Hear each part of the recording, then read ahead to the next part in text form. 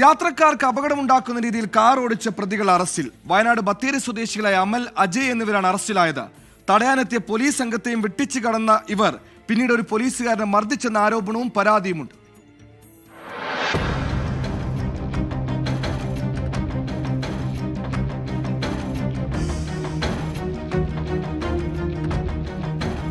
കഴിഞ്ഞ ദിവസം രാത്രിയാണ് സംഭവം.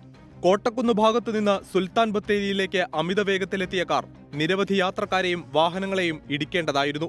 നൈറ്റ് പെട്രോളിംഗിലുണ്ടായിരുന്ന സംഘം കൈകാണിച്ച് കാർ നിർത്തിയെങ്കിലും പോലീസുകാർ വാഹനത്തിനടുത്തേക്ക് പോയതോടെ വീണ്ടും വാഹനം മുന്നോട്ടെടുത്ത് കുതിച്ചു പാഞ്ഞു. പോലീസിനെ വെട്ടിച്ച സംഘം ടൗണിൽ നിന്ന് 5 കിലോമീറ്ററോളം മുന്നോട്ടു പോയി.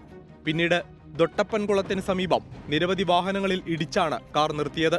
പിന്തുടർന്നെത്തിയ പോലീസും നാട്ടുകാരും ചേർന്നാണ് പ്രതികളെ പിടികൂടിയത്. ഇതിനിടെ ഒരു പോലീസുകാരനെ സംഘം മർദ്ദിച്ചു. പോലീസുകാരെ ഭീഷണിപ്പെടുത്തുകയും ചെയ്തു. മൂലങ്കാവ് കുപ്പാടി നേടിയാക്കൽ വീട്ടിൽ അമൽ തങ്കച്ചൻ, കുപ്പാടി വരണംകുടത്ത് വീട്ടിൽ അജയ് എന്നിവരെയാണ് സുൽത്താൻ ബത്തേരി പോലീസ് അറസ്റ്റ് ചെയ്തത്. അജയുടെ പേരിൽ വിവിധ സ്റ്റേഷനുകളിലായി 8 കേസുകൾ നിലവിലുണ്ട്. കോടതിയിൽ ഹാജരാക്കിയ പ്രതികളെ റിമാൻഡ് ചെയ്തു. ഇവർ സഞ്ചരിച്ച കാറും കസ്റ്റഡിയിലെടുത്തു. 24 വയനാട്.